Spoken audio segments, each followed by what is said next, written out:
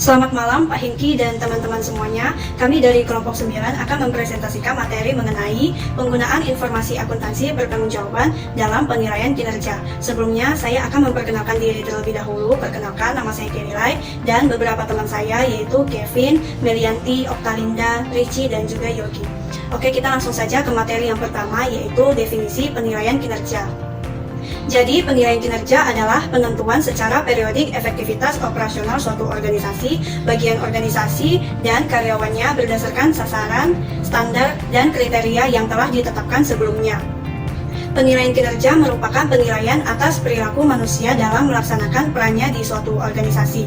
Informasi akuntansi yang digunakan adalah informasi akuntansi manajemen yang dihubungkan dengan individu yang memiliki peran tertentu dalam organisasi atau yang disebut dengan informasi akuntansi bertanggungjawaban.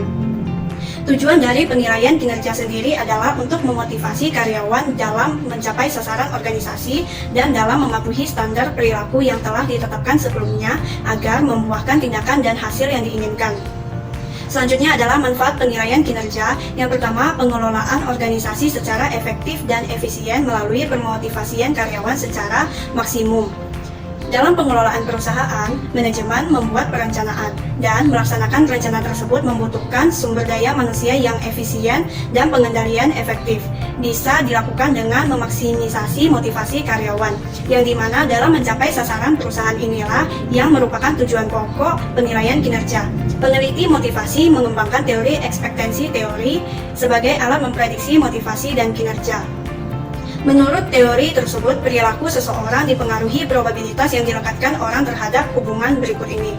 Yang pertama, usaha yang diperlukan untuk mencapai tujuan. Motivasi seseorang untuk mencapai sasaran yang telah ditetapkan ditentukan oleh persepsi orang tersebut terhadap hubungan antara usaha dengan tujuan yang hendak dicapai.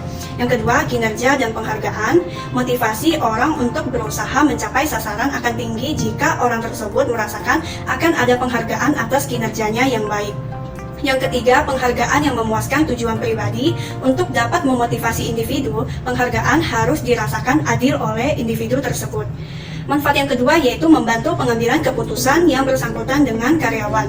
Dengan adanya penilaian kinerja, manajemen akan dimudahkan saat manajemen puncak akan memutuskan promosi manajer ke jabatan yang lebih tinggi, keputusan penghentian kerja sementara, transfer, dan lain-lain dengan menggunakan data hasil kerja evaluasi kinerja sebagai informasi. Manfaat yang ketiga yaitu menyediakan kriteria seleksi dan evaluasi program pelatihan karyawan.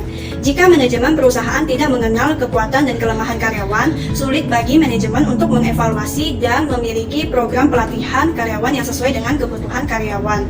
Maka dari itu, perusahaan mempunyai kewajiban untuk mengembangkan karyawannya. Hasil dari penilaian kinerja dapat digunakan untuk mengidentifikasi kelemahan karyawan. Manfaat yang keempat, menyediakan umpan balik karyawan.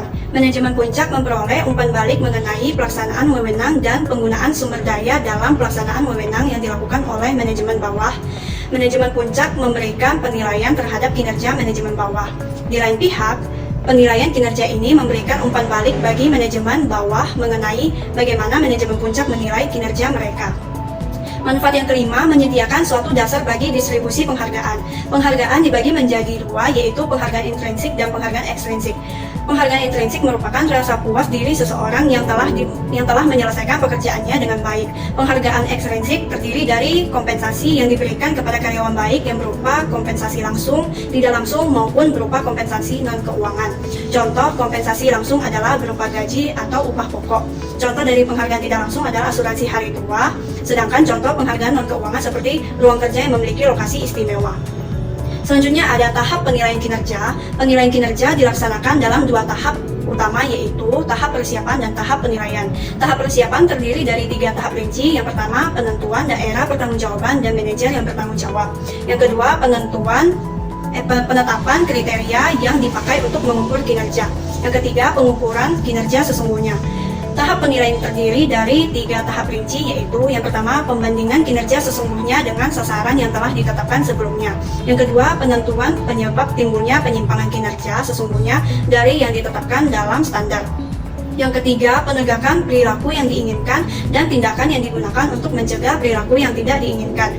Yang pertama, penentuan daerah pertanggungjawaban dan manajer yang bertanggung jawab.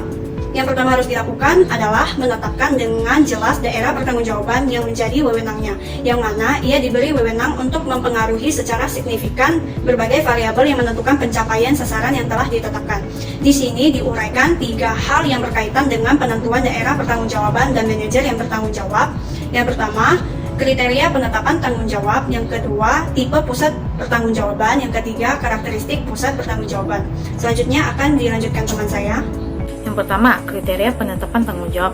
Untuk memotivasi manajer secara efektif, tanggung jawab yang dibebankan kepada manajer harus memenuhi kriteria berikut ini. 1. Tanggung jawab harus konsisten dengan wewenang yang dimiliki oleh manajer atas pendapatan dan atau biaya. Yang kedua, batas tanggung jawab harus teliti dan adil untuk menghindari terjadinya tanggung jawab yang tumpang tindih. Yang ketiga, daerah pertanggungjawaban yang dibebankan kepada seseorang manajer harus dapat diukur efisiensi dan efektivitasnya dalam pemenuhan tugas khusus tertentu. Terakhir, kriteria evaluasi kinerja yang dipilih harus sesuai dengan ruang lingkup tanggung jawab yang dibebankan kepada manajer. Yang kedua, tipe pusat pertanggungjawaban. Hampir semua masukan suatu pusat pertanggungjawaban dapat diukur secara kuantitatif. Namun, tidak semua keluaran pusat pertanggungjawaban dapat diukur secara kuantitatif. Di dalam buku terdapat gambar 9.2 yang melukiskan karakteristik hubungan masukan dan keluaran pusat pertanggungjawaban. Terlihat 4 kemungkinan hubungan masuk dan keluaran pusat pertanggungjawaban. Yang pertama, masukan pusat pertanggungjawaban mempunyai hubungan nyata. Hubungan nyata ditandai dengan setiap perubahan keluaran yang dihasilkan oleh pusat pertanggungjawaban akan mengakibatkan perubahan konsumsi masuk. Dan sebaliknya, setiap perubahan konsumsi masukan akan mengakibatkan perubahan keluaran yang dihasilkan. Yang kedua, masukan pusat pertanggungjawaban mempunyai hubungan artifisial atau semu dengan keluarannya, yang mana setiap perubahan keluaran yang dihasilkan pusat pertanggungjawaban akan mengakibatkan perubahan konsumsi masukan. Namun sebaliknya, setiap perubahan konsumsi masukan tidak selalu mengakibatkan perubahan keluaran yang dihasilkan. Yang ketiga, masukan pusat pertanggungjawaban mempunyai hubungan erat dengan keluarannya, yang ditandai dengan setiap perubahan masukan akan mengakibatkan perubahan keluaran atau setiap perubahan keluaran akan mengakibatkan perubahan masukan. Dan yang terakhir, masukan pusat pertanggungjawaban mempunyai hubungan tidak erat dengan keluarannya yang mana ditandai dengan setiap perubahan masukan tidak mengakibatkan perubahan keluaran atau setiap perubahan keluaran tidak mengakibatkan perubahan masukan. Hubungan masukan dan keluaran yang dijelaskan sebelumnya mengakibatkan 4 golongan pusat pertanggungjawaban seperti berikut ini. Yang pertama, pusat pertanggungjawaban yang sebagian besar biayanya merupakan biaya variabel teknik atau engineer variable cost. Masukan dan keluaran pusat pertanggungjawaban ini memiliki hubungan erat dan nyata. Yang kedua, pusat pertanggungjawaban yang sebagian besar biayanya merupakan biaya committed fixed cost, hubungannya nyata dan tidak erat. Yang ketiga, pusat pertanggungjawaban sebagian besar biayanya merupakan biaya discretionary variable cost, hubungannya artificial dan erat. Yang terakhir, pusat pertanggungjawaban yang sebagian besar biayanya merupakan discretionary fixed cost, hubungannya artificial dan tidak erat. Bagian ketiga pada tahap penentuan daerah pertanggungjawaban dan manajer yang bertanggung jawab adalah karakteristik pusat pertanggungjawaban. Yang pertama, pusat biaya adalah pusat pertanggungjawaban yang manajernya diukur prestasinya atas dasar biayanya.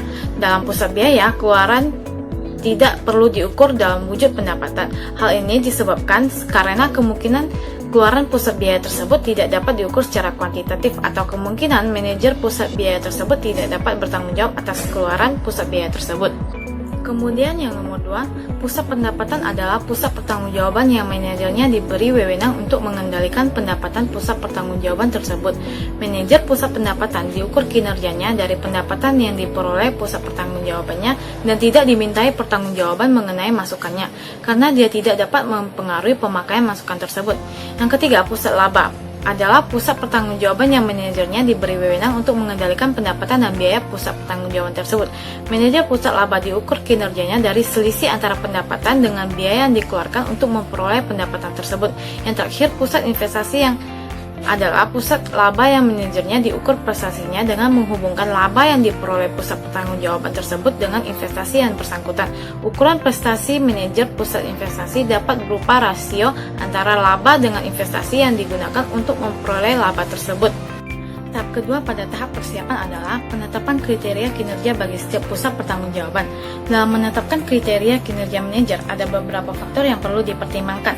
Yang pertama, dapat diukur atau tidaknya kriteria. Tidak semua kinerja dapat diukur secara kuantitatif. Yang kedua, rentang waktu, sumber daya, dan biaya. Sumber daya yang dikorbankan untuk mencapai sasaran tertentu seringkali memiliki rentang waktu jangka panjang untuk menghasilkan manfaat bagi perusahaan. Yang ketiga, bobot yang diperhitungkan atas kriteria. Manajer dinilai akan memiliki kecenderungan untuk mengerahkan usahanya menuju pencapaian sesuatu yang diberi bobot besar dalam penilaian kinerja.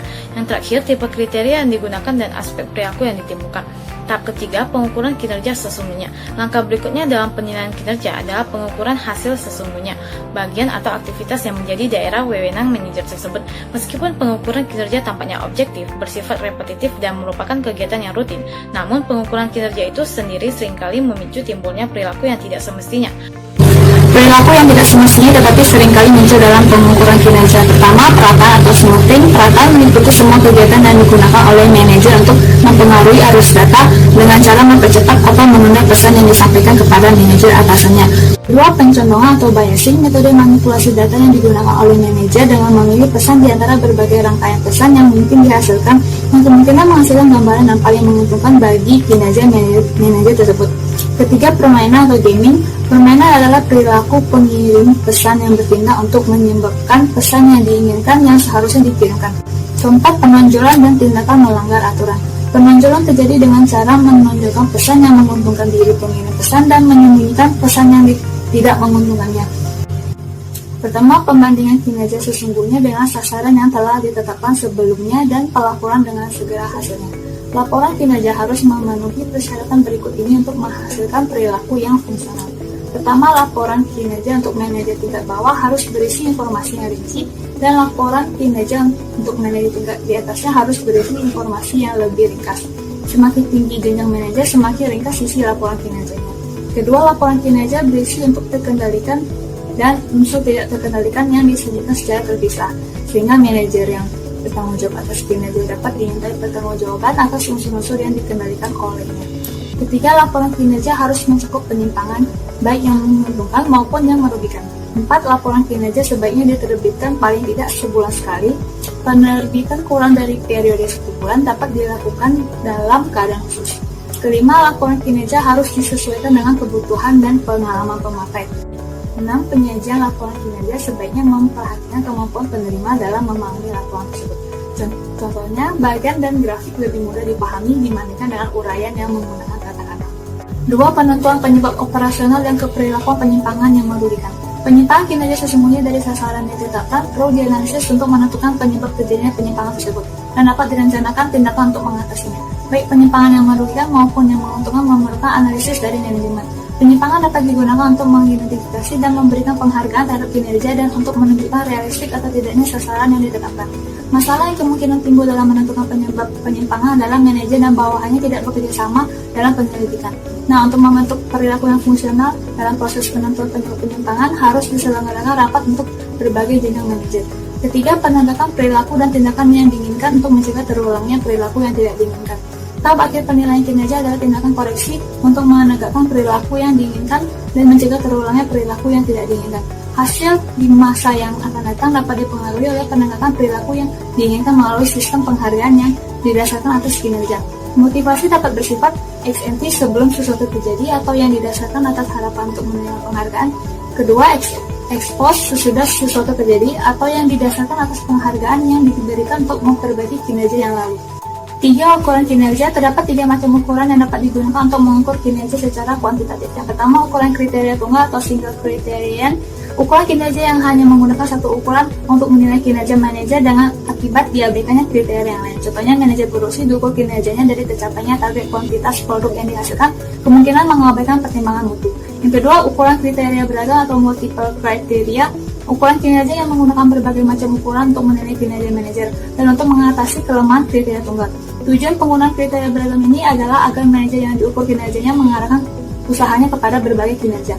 Manajer akan cenderung perhatian kepada kegiatan yang menurut persepsinya menjanjikan perbaikan terbesar kinerja secara keseluruhan. Yang ketiga, ukuran kriteria gabungan atau composite criteria. Ukuran kinerja yang menggunakan berbagai macam ukuran, memperhitungkan bobot masing-masing ukuran dan menghitung rata-ratanya sebagai ukuran menyeluruh kinerja manajer. 4. Peran informasi akuntansi pertanggungjawaban dalam penilaian kinerja pusat pertanggungjawaban. Di muka telah diuraikan berbagai tipe pusat pertanggungjawaban dan ukuran yang digunakan untuk mengukur kinerja manajernya. Di bagian ini akan diuraikan peran informasi akuntansi pertanggungjawaban dan masalah pengukurannya sebagai ukuran kinerja tipe pusat pertanggungjawaban. 5. Penilaian kinerja pusat pendapatan. Informasi akuntansi yang dipakai sebagai ukuran kinerja manajer pusat pendapatan adalah pendapatan. Sehingga untuk pengukuran kinerja pusat pendapatan, seluruh pendapatan baik yang berasal dari transaksi penjualan produk atau jasa kepada pihak luar perusahaan maupun dari transfer produk atau jasa kepada pusat pertanggungjawaban lain dalam perusahaan dipakai sebagai tolak ukur kinerja manajer pusat pendapatan. Keenam, penilaian kinerja pusat biaya. Informasi akuntansi yang dipakai sebagai ukuran kinerja manajer pusat biaya adalah biaya. Masalah yang timbul dalam penggunaan biaya sebagai ukuran kinerja manajer pusat biaya adalah pertama, masalah perilaku biaya, masalah hubungan biaya dengan pusat biaya, masalah jangka waktu, masalah tanggung jawab ganda. Masalah perilaku biaya. Seringkali terdapat kerancuan antara variabilitas dengan terkendalikan atau tidaknya suatu biaya. Dalam menentukan terkendalikan atau tidaknya biaya, perlu dihubungkan antara biaya tertentu dengan wewenang yang dimiliki oleh manajer pusat biaya atas biaya tersebut. Berikutnya masalah hubungan biaya dengan pusat biaya. Dalam hubungannya dengan pusat biaya dapat dibagi menjadi dua, yaitu biaya langsung dan tidak langsung. Dalam pengukuran kinerja pusat biaya langsung maupun biaya tidak langsung yang diperhitungkan sebagai ukuran kinerja harus berupa biaya terkendalikan oleh manajer pusat biaya tersebut. Berikutnya masalah jangka waktu. Biaya kebijakan merupakan biaya terkendalikan dalam jangka pendek. Engineer variable cost dan committed fixed cost adalah biaya terkendalikan dalam jangka panjang dan tidak terkendalikan dalam jangka pendek. Berikutnya masalah tanggung jawab ganda. Jika suatu biaya di bawah wewenang lebih dari satu manajer pusat biaya, akan timbul masalah siapa yang mempertanggungjawabkan biaya tersebut. Biaya pemeliharaan mesin contohnya merupakan biaya yang berada di bawah tanggung jawab ganda, yaitu manajer departemen bengkel dan manajer departemen produksi. Dalam pengukuran kinerja manajer pusat biaya yang berada di bawah wewenang lebih dari satu manajer pusat biaya digunakan untuk mengukur kinerja masing-masing manajer pusat biaya yang terkait. Yang ketujuh, penilaian kinerja pusat laba. Pusat laba adalah pusat pertanggungjawaban yang manajernya diberi wewenang untuk mengendalikan pendapatan dan biaya pusat pertanggungjawaban tersebut. Dalam pengukurannya, ada dua ukuran yang menghubungkan laba yang diperoleh pusat laba dan investasi yang digunakan untuk menghasilkan laba, yaitu kembalian investasi atau return on investment dan residual income, serta produktivitas. Yang pertama, kembalian investasi atau return on investment. ROI dapat dihitung dengan menggunakan dua rumus. Yang pertama yaitu ROI sama dengan laba dibagi dengan investasi, dan yang kedua adalah ROI sama dengan pendapatan dibagi investasi, kemudian dikalikan dengan laba dibagikan dengan pendapatan. Dalam menggunakan kembalian investasi sebagai ukuran kinerja, diperlukan kebijakan manajemen yang bersangkutan dengan yang pertama, penentuan komponen yang digunakan untuk menghitung laba, yaitu komponen pendapatan dan komponen biaya. Kemudian yang kedua, penentuan aktiva yang diperhitungkan ke dalam investment base. Dan yang terakhir adalah pengukuran nilai aktiva yang diperhitungkan ke dalam investment base. Penentuan komponen yang digunakan untuk menghitung laba. Laba yang dihasilkan oleh pusat laba dapat ditentukan oleh dua komponen utama, yaitu pendapatan dan biaya. Laba yang biasanya digunakan untuk ukuran kinerja adalah laba yang komponennya secara signifikan dapat dipengaruhi oleh manajer pusat laba. Kemudian, pendapatan terkendalikan. Apabila seluruh pendapatan pusat laba tertentu diperoleh dari usaha di mana usaha tersebut sepenuhnya berada di bawah wewenang manajer pusat laba tersebut, maka penentuan pendapatan terkendalikan tidak akan mengalami kesulitan. Komponen biaya. Biaya yang secara signifikan dapat dipengaruhi oleh manajer pusat laba dengan wewenang yang dimilikinya disebut dengan biaya terkendalikan. Kemudian, penentuan aktiva yang diperhitungkan ke dalam investment base dan pengukuran nilainya. Dalam pengukuran kinerja pusat laba, akan diperlukan informasi mengenai investasi yang akan dipakai sebagai penyebut dalam rumus perhitungan pengembalian investasi atau dipakai sebagai dasar menghitung beban total modal dalam perhitungan residual income. Informasi investasi yang dipakai sebagai dasar untuk menghitung pengembalian investasi atau beban modal dalam penghitungan residual income disebut dengan investment base. Berikutnya merupakan unsur-unsur aktiva yang diperhitungkan ke dalam investment base yang pertama. Yang pertama adalah kas. Pengelolaan kas secara terpusat cenderung memungkinkan penyediaan saldo kas yang lebih rendah di setiap pusat laba jika dibandingkan dengan pusat laba tersebut, di mana pusat laba tersebut merupakan perusahaan yang independen. Kemudian yang kedua yaitu piutang. Jika seandainya manajer pusat laba diberikan wewenang untuk melakukan penjualan secara kredit dan mengumpulkan piutang dari penjualan tersebut, maka piutang tersebut akan diperhitungkan sebagai unsur investment base sebesar nilai buku piutang itu sendiri. Nah, teman-teman, selanjutnya saya akan melanjutkan penjelasan mengenai unsur-unsur aktiva yang diperhitungkan ke dalam investment base tersebut. Yang pertama itu ada persediaan. Persediaan jika persediaan produk dalam proses dibiayai oleh pihak pemesan dengan diterimanya pembayaran di muka pada saat pesanan diterima, atau dengan diterimanya pembayaran berupa progress payment atau pembayaran oleh pemesan sesuai dengan kemajuan proses produksi. Dengan catatan produk tersebut memerlukan proses produksi dengan waktu yang cenderung lama, maka pembayaran di muka atau progress payment tersebut dikurangkan dari persediaan yang diperhitungkan ke dalam investment base. Yang kedua, ada aktiva tetap. Biasanya banyak masalah yang muncul saat memperhitungkan aktiva tetap ke dalam investment base. Beberapa di antaranya yaitu beberapa nilai aktiva tetap yang akan diperhitungkan ke dalam investment base dan perlakuan terhadap aktiva tetap dalam beberapa status tertentu, yaitu disewa guna atau leased assets, menganggur atau idle assets, dan investasinya berasal dari utang jangka panjang. Kemudian, nilai yang digunakan untuk memperhitungkan aktiva tetap ke dalam investment base.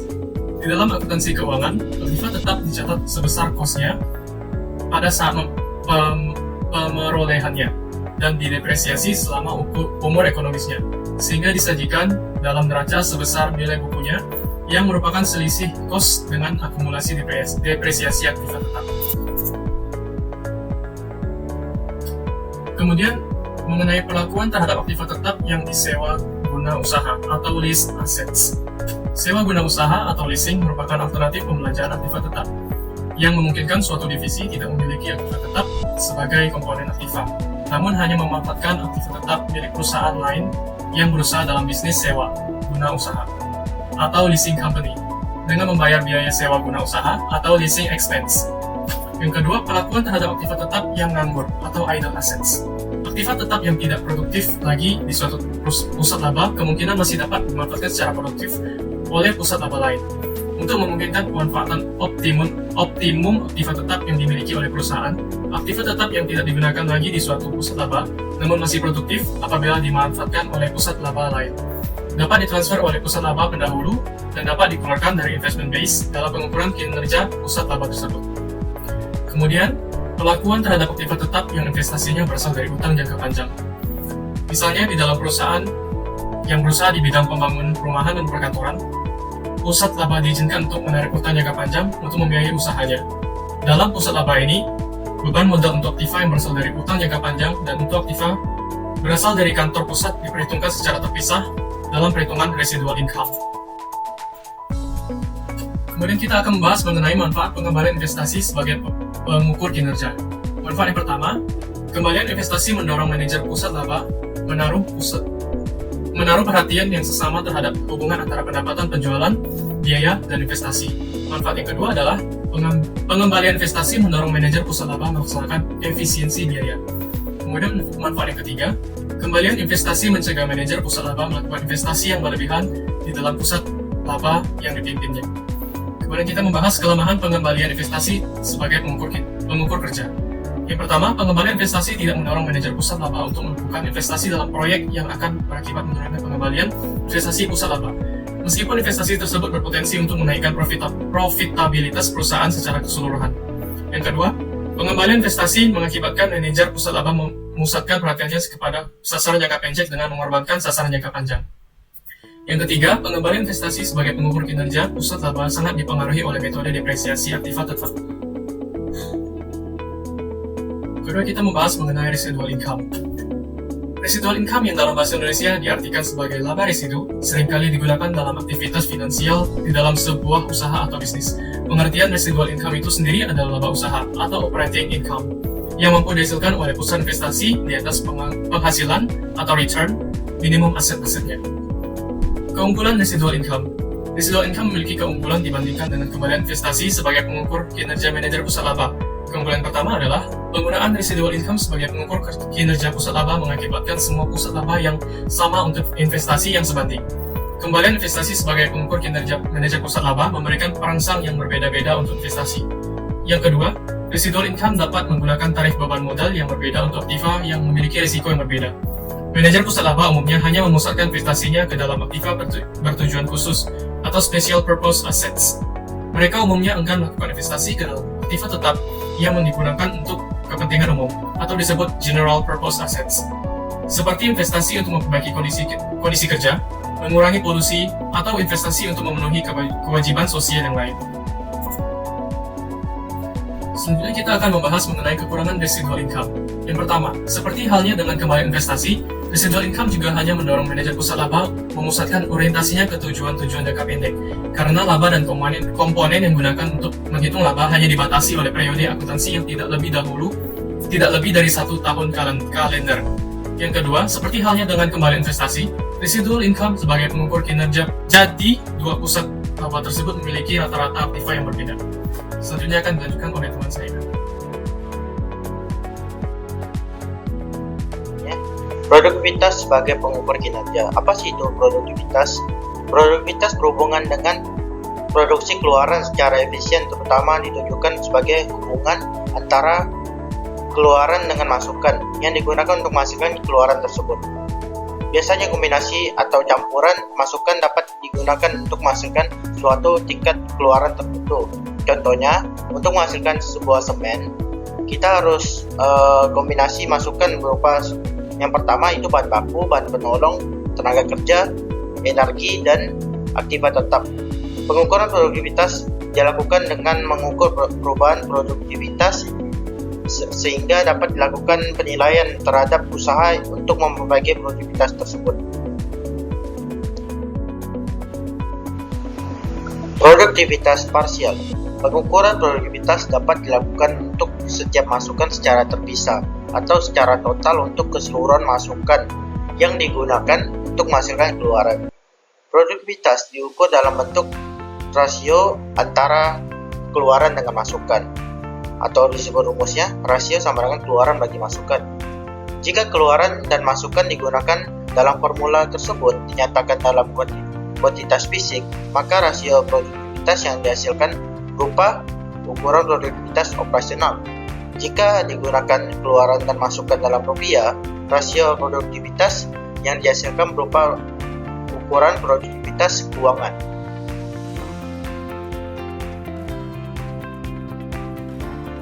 Kelebihan produktivitas parsial. Pertama, memungkinkan manajer memusatkan usahanya terhadap penggunaan masukan tertentu saja. Yang kedua, memudahkan karyawan operasional menentukan kinerja produktivitasnya. Yang ketiga, untuk kepentingan pengendalian operasional. Kelemahan produktivitas parsial. Satu, adanya kemungkinan pertukaran produktivitas masukan yang satu dengan produktivitas masukan lainnya. Yang kedua, karena adanya pertukaran produktivitas antar masukan. Pengukuran produktivitas total harus memperhitungkan konsekuensi keuangan. Selanjutnya, perubahan produktivitas tanpa pertukaran produktivitas. Ukuran produktivitas total memperhitungkan semua jenis masukan yang digunakan untuk menghasilkan keluaran. Ukuran produktivitas yang dihubungkan dengan laba. Ukuran ini disebut Profit Linked Productivity yang memberikan informasi yang akan membantu manajemen untuk memahami pentingnya perubahan. Selanjutnya, ukuran produktivitas dengan mempertimbangkan satu, pertukaran atau trade-off.